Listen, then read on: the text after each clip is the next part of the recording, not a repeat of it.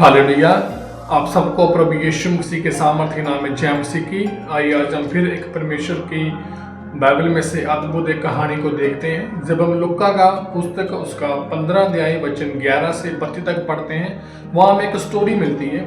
क्या स्टोरी मिलती है कि एक बाप होता है, उसके दो बेटे होते हैं, और जो छोटा बेटा होता है वो क्या करता है कि उसके मन में चंचलपन आ जाता है कि जो भी कुछ मेरी संपत्ति होती है, जो भी कुछ मेरा जायदाद होती है, जो भी पैसा होता है वो मेरे को दे दो ताकि मैं अपना अलग चला जाऊं। हालेलुया। तो वो क्या करता है कि वो सब कुछ लेकर अपना एक दूर देश में चला जाता है।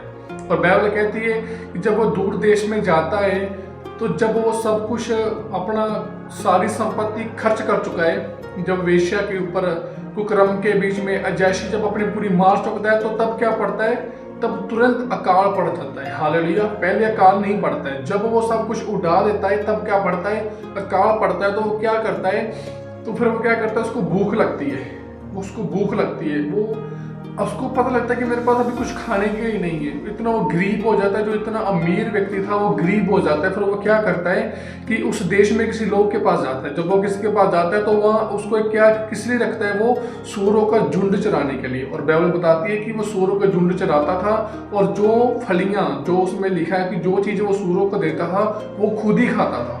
उसके बाद क्या होता है कि फिर बाइबल कहती है कि वो अपने आप में आया, अरे मेरे घर में तो इतने दास हैं, इतने मेरे पापा के, मेरे बाप के इतने नौकर हैं, वो कितना बढ़कर खाना खाते हैं, तो क्यों ना मैं अपने घर में वापस जाऊं। जब वो अपने आप में, जब हम अपने आप में आते हैं तब हम अपना क्या करते हैं, अपना मन को पश्चाताप करते हैं। हालेलुया। अपने आप में आना एक बहुत ही ज्यादा इंपॉर्टेंट पार्ट है हमारी लाइफ का। हालेलुया। जब तक हम अपने आप में नहीं आएंगे हम खोए हुए रहेंगे, हमें कुछ चीज की समझ नहीं आएगी, हमने क्या करना है, हम बात में गिरे रहेंगे, हम दूसरी तीसरी बातों में गिर रहेंगे।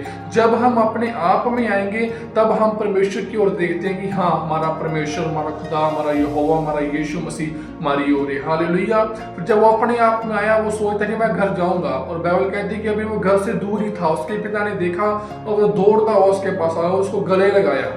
उसने इस बात को बोला कि हे प्रभु, हे मेरे पिता, मैं तेरे और स्वर्ग के विरुद्ध पाप किया है, अब इस योग्य नहीं कि तेरा बेटा बनूं, मुझे अपना दास बना के रख ला। तो उसका बाप कहता है कि नहीं।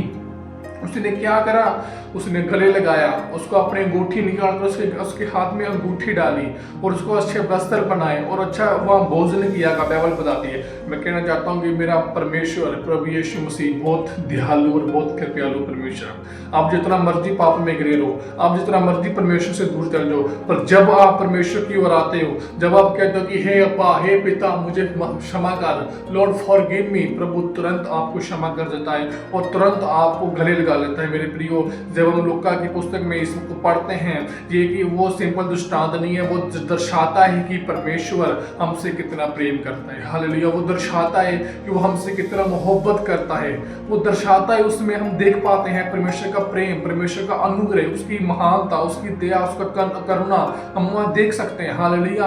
और ये आज मैं कहना चाहता हूँ कि आज आप परमेश्वर के पास जाएं। अगर आप परमेश्वर से दूर हैं, अगर आप परमेश्वर से नहीं प्यार कर रहे हैं, अगर आप सोच रहे हैं कि मैंने ये कर दिया, मैंने वो कर दिया, मैं इस पाप में फंसा हूँ, मैं आप परमेश्वर को क्या मुंह दिखाऊंगा, मैं कह रहा हूँ कि आप परमेश्वर की ओर मुड़ो। जैसे आप परमेश्वर की ओर मुड़ोगे वैसे ही परमेश्वर आपको अद्भुत रीति के द्वारा आपको गले लगाएगा, आपको इस्तेमाल करेगा, आपको पहले के समान परमेश्वर खड़ा करेगा। हालेलुया। आप सभी को यीशु के नाम में जय मसीह।